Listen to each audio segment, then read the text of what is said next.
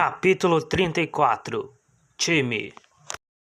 Tim Murphy, caído no Land Cruiser, o rosto pressionado contra a maçaneta, recobrava lentamente a consciência. Só queria dormir.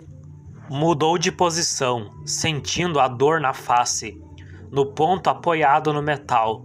Seu corpo inteiro doía, braços, pernas e principalmente a cabeça, que latejava demais.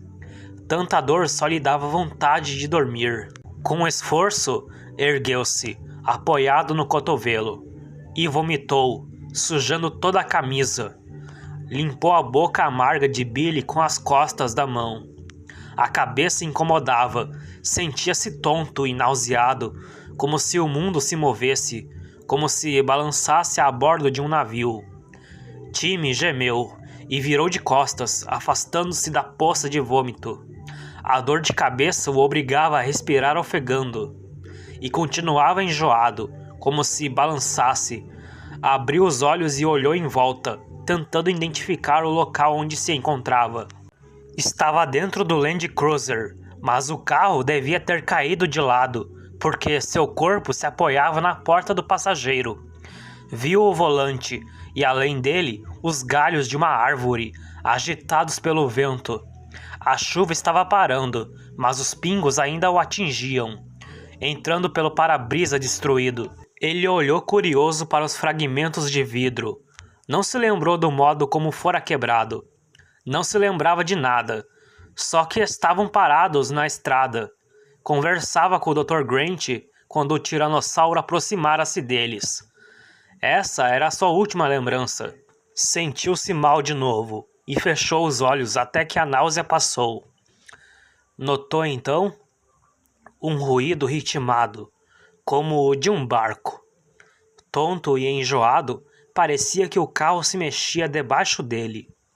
Mas quando abriu os olhos novamente, viu que era pura verdade.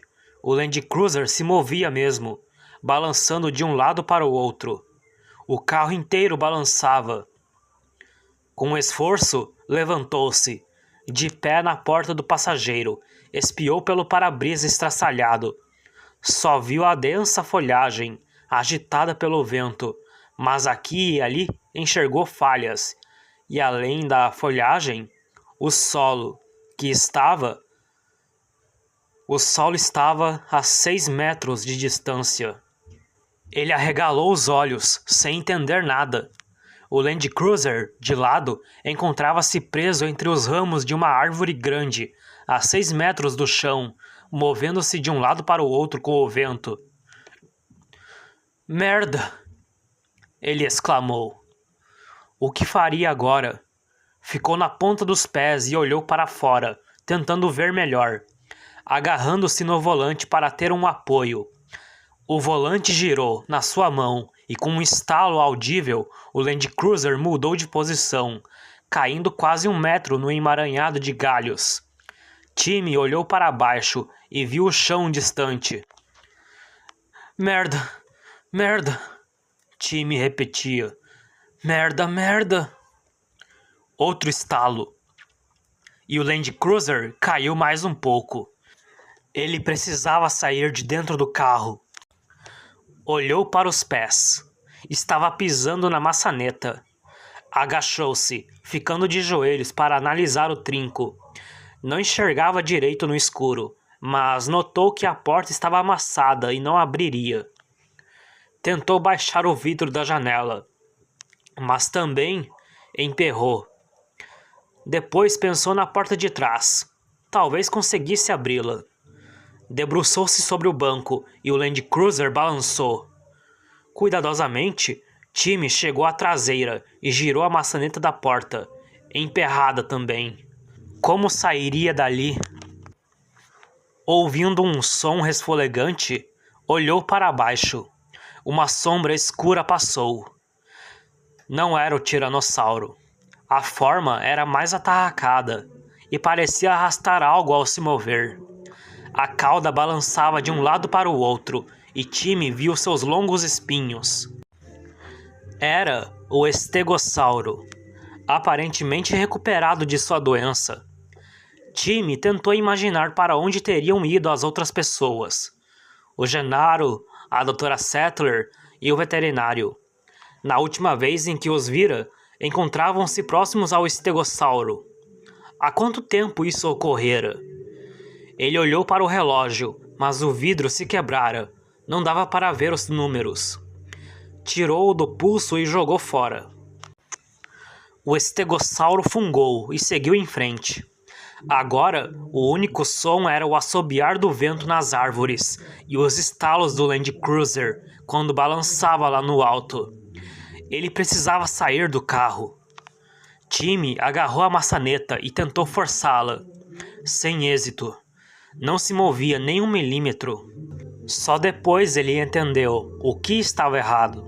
A porta traseira fora trancada. Timmy ergueu o pino e girou a maçaneta. A porta traseira abriu-se para baixo, batendo em um ramo. A abertura era estreita, mas Timmy achou que conseguiria passar. Segurando o fôlego, ele voltou lentamente para o banco de trás. O Land Cruiser estalou, mas manteve sua posição. Agarrando as dobradiças da porta com as 2 mãos, Timmy desceu lentamente, passando pela fresta. Ficou deitado de barriga na porta aberta, as pernas para fora do carro. Com extremo cuidado, mexeu os pés no ar até encontrar um apoio sólido, um galho, e apoiou o peso nele. Assim que o fez, o galho cedeu e a porta terminou de se abrir, jogando-o para fora do Land Cruiser. Timmy caiu. As folhas arranharam seu rosto. O corpo batendo nos galhos, a dor intensa dominando seu raciocínio, a luz forte na cabeça. Um grande galho susteve a sua queda. Timmy estava sem fôlego. O estômago doía muito com o impacto. Ouviu outro estalo e olhou para o Land Cruiser, uma imensa sombra negra a 1,5 metros de sua cabeça. Outro estalo. O carro escorregou um pouco. Timmy esforçou-se para continuar, para descer. Ele gostava de trepar em árvores. Era bom nisso. E aquela era fácil. Os ramos próximos uns dos outros. Parecia até uma escada. Crack! O carro deslizava cada vez mais. Timmy apressou-se na descida, escorregando nos galhos molhados, sentindo a seiva pegajosa nas mãos. Tenso. Não descera mais que 1 metro quando o Land Cruiser deu o estalo final e lentamente embicou para baixo. Timmy viu a grade verde, os faróis apontando em sua direção, e depois a queda livre do veículo, ganhando impulso na descida, batendo no galho onde se encontrava. Então o carro parou. Timmy viu-se a poucos centímetros da grade amassada, virada para dentro como uma boca maldosa, tendo os faróis como olhos. Algumas gotas de óleo pingaram em seu rosto. Ainda estava a 4 metros do chão. Encontrando outro galho, mais abaixo, ele desceu.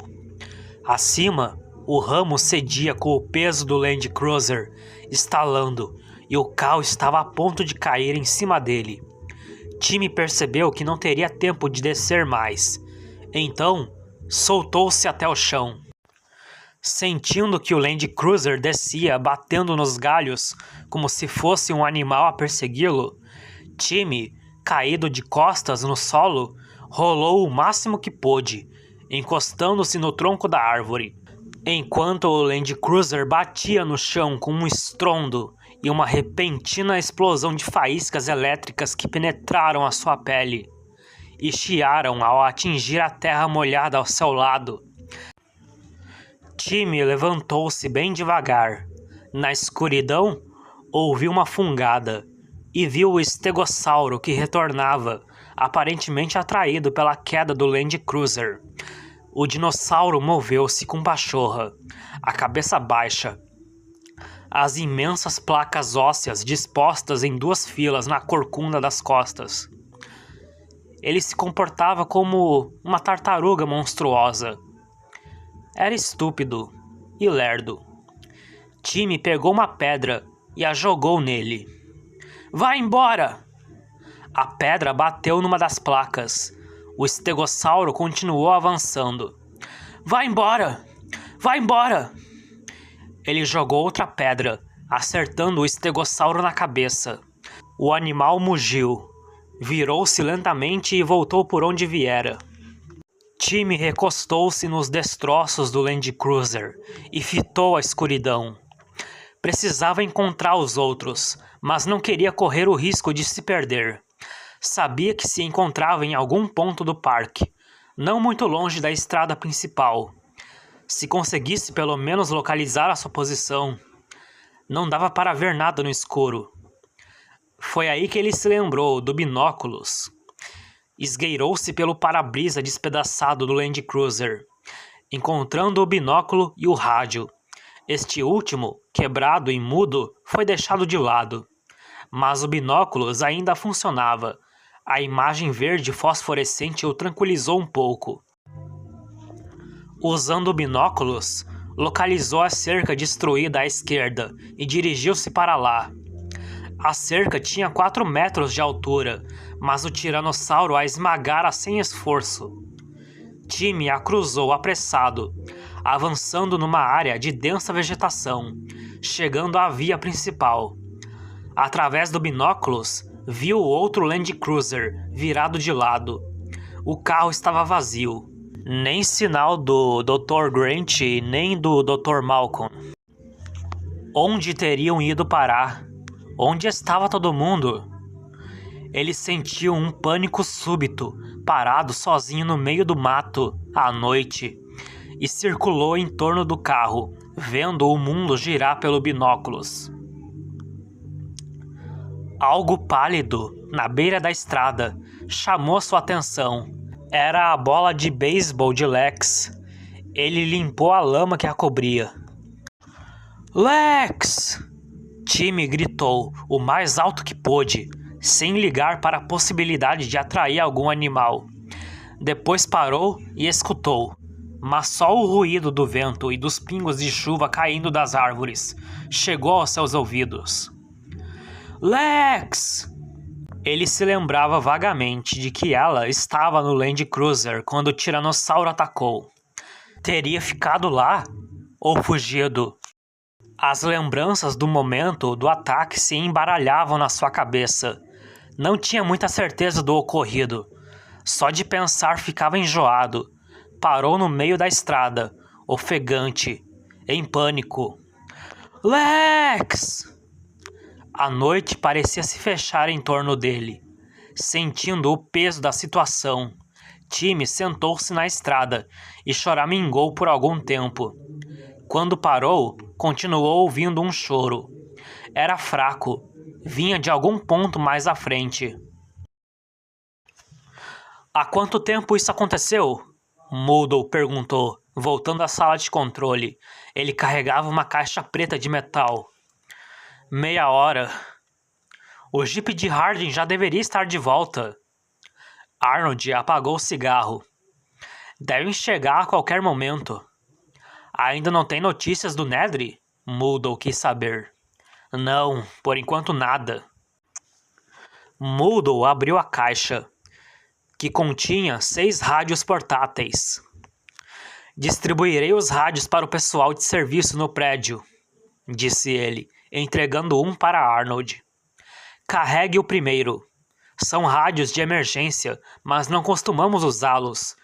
Precisam primeiro de carga na bateria. Deixe carregando por uns 20 minutos, depois tente contatar os carros.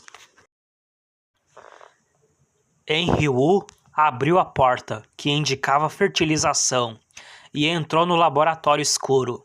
Não havia ninguém lá. Aparentemente, todos os técnicos ainda jantavam.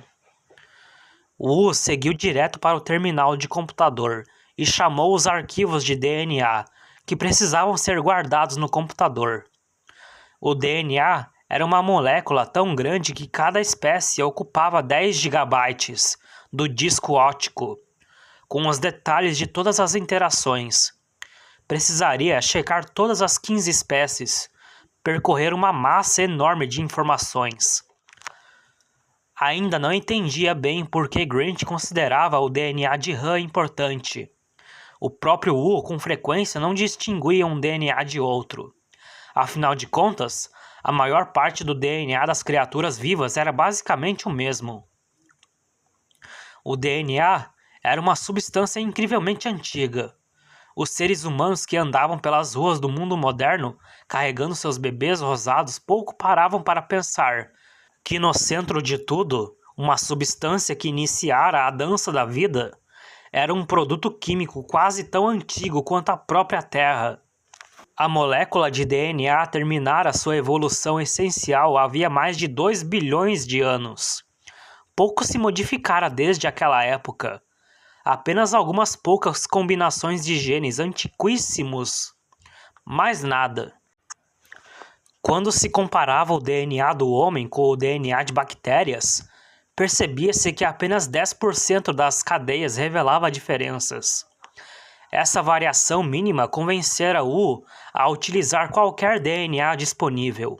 Ao fazer os dinossauros, manipular o DNA como um escultor usa o mármore ou o barro. Ele havia criado à vontade. Iniciou o programa de busca do computador, sabendo que levaria 2 ou 3 minutos para pesquisar tudo. Ergueu-se e caminhou pelo laboratório, checando os instrumentos em decorrência de um antigo hábito. Observou o termômetro do lado de fora da porta da câmara frigorífica, que registrava as temperaturas do freezer no decorrer do dia. Viu que havia uma variação no gráfico. Estranho, pensou.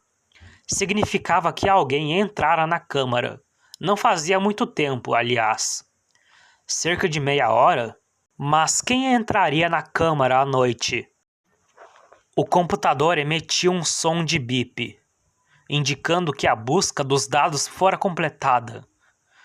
Wu aproximou-se para analisar os resultados, e quando viu a tela, esqueceu-se de tudo o que se referia ao freezer e ao gráfico de temperatura. Algoritmo Leitzke de busca de DNA. Critério de busca de versão. HANA. DNA incorporando fragmentos HANA. Espécie Maiasaura. Versões 2.1 e 2.9. Espécie Procompsognathus. Versões 3.0 e 3.7. Espécie Otinielia. Versões 3.1 e 3.3. Espécie Velociraptor. Versões 1.0 e 3.0. Espécie Ipsilophodontes. Versões 2.4 e 2.7. O resultado era claro. Todos os dinossauros capazes de procriar tinham incorporado o DNA de Hana, ou seja, de Han, e nenhum dos outros animais. Ele não entendia como isso permitia sua reprodução, mas não podia mais negar que Grant tinha razão. Os dinossauros estavam se reproduzindo. Ele correu para a sala de controle.